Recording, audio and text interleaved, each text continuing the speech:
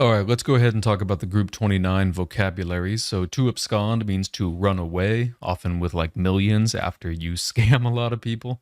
Apogee is going to be the highest point. Think about the apogee of somebody's success. That would be like the best time in their lives.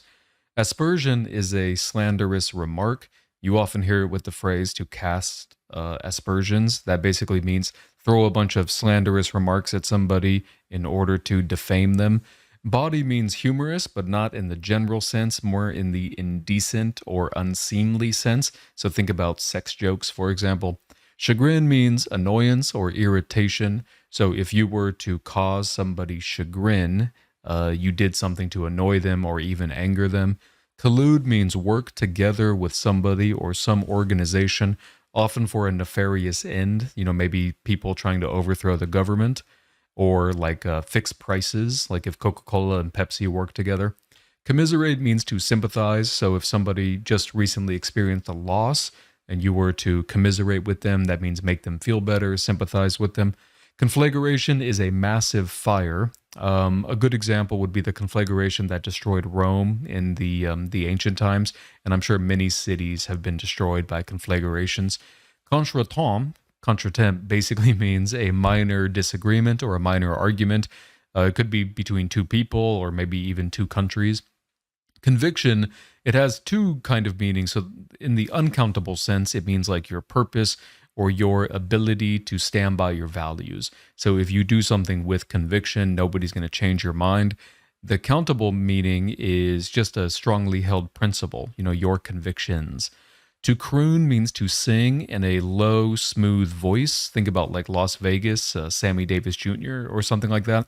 To depose means to remove somebody from power, to overthrow them, like a king or a CEO or, a president, something like that.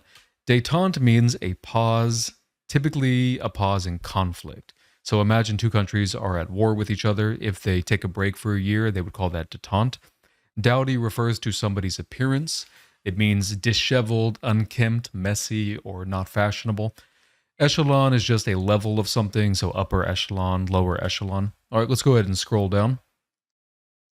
So ennui means tedium or boredom. I think a lot of us feel ennui with life. That's why we study for the GRE, just kind of keep our mind busy. To expatiate something means to explain about it or write about it in detail. So if your professor is expatiating a concept, you're taking a lot of notes. Fraught has two meanings. If it describes you, that means you're nervous or anxious, you're uneasy.